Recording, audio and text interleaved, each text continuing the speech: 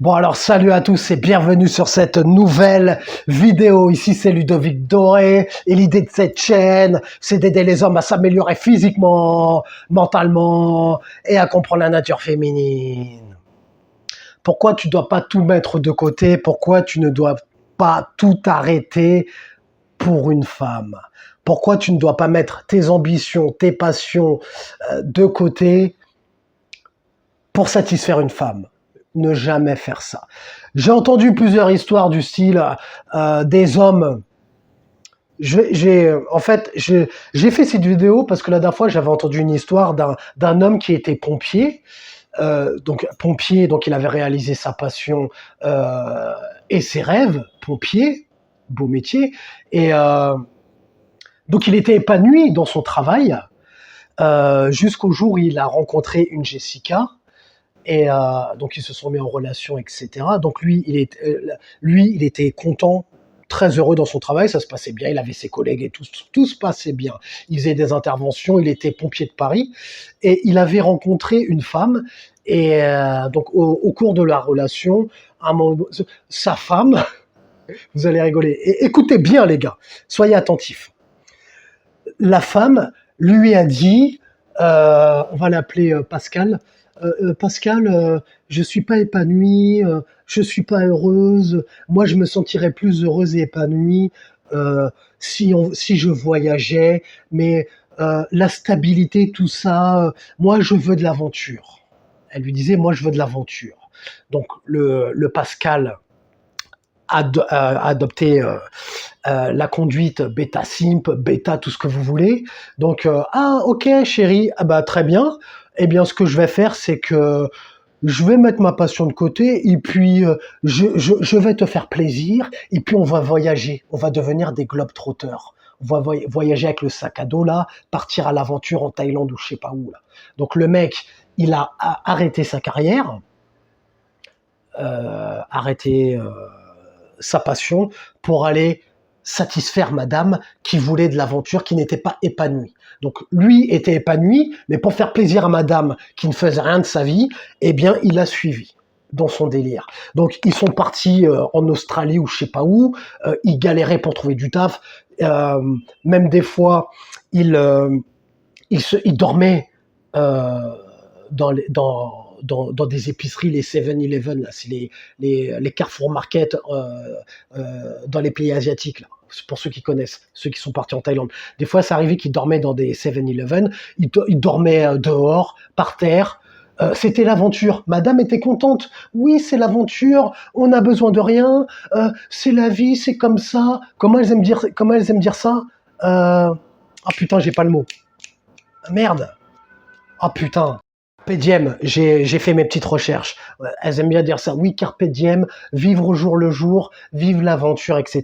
Mais ça, laissez les femmes penser comme ça. Nous, on vit pas au jour le jour. Nous, on est rationnel. Nous, on a des buts, on établit des plans et on suit ces plans pour arriver à nos objectifs. On s'y tient quoi qu'il arrive. Discipline. Ça, c'est ça, être un homme. C'est pour ça que je vous dis plusieurs fois, nous, les hommes et les femmes, sommes différents. Donc du coup, à la suite, donc le Pascal n'était pas épanoui, alors que lorsqu'il était pompier, il était heureux et c'est ce qu'il voulait. Et là, dans ce délire de globetrotter, de backpack ou je sais pas quoi, l'aventure, c'était pas pour lui. Il s'en est rendu compte. Bon, après, tout le monde fait des erreurs. Donc du coup, ce qui s'est passé, c'est que madame, elle a mis un terme à la relation.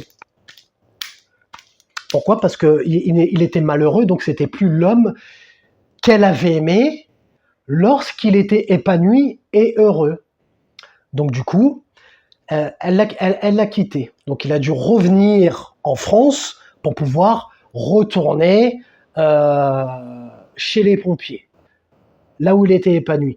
Longue histoire, longue introduction, tout ça pour vous dire, ne mettez jamais vos rêves ou vos passions de côté pour une femme. Parce que lorsque ça va mal se passer, rappelez-vous, les femmes sont hypergames, elle n'aura pas de scrupules, elle ne va pas te ramasser à la petite cuillère pour t'aider à redevenir l'homme qu'elle a connu et qu'elle a admiré. Si tu te dégrades. Donc, ayez toujours votre vision, ayez toujours votre but. Et des exemples comme ça, il y en a plein. Des footballeurs qui ont mis leur rêve de côté pour se mettre en couple.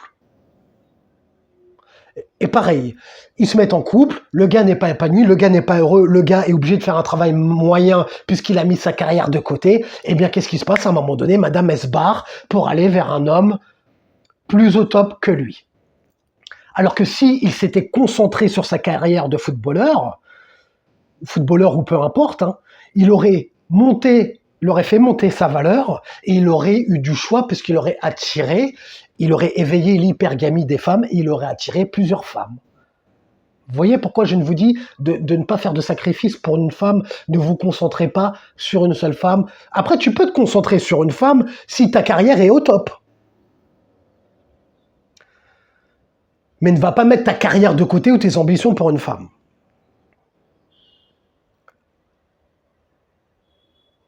Parce que si tu rentres dans son programme, dans son lead, or, c'est la femme qui doit suivre le programme de l'homme. C'est l'homme qui est censé apporter les ressources et les finances. C'est l'homme qui est censé apporter la sécurité. C'est l'homme qui est censé apporter un bon train de vie. Si toi tu suis le lead de la femme et que tu n'es plus l'homme qu'elle a admiré, elle va perdre son intérêt pour toi.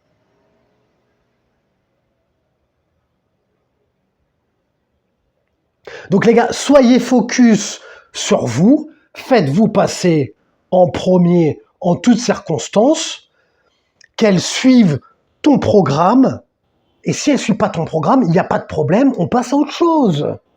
Quand tu vas travailler sur ta valeur, tu en auras plein des femmes de qualité.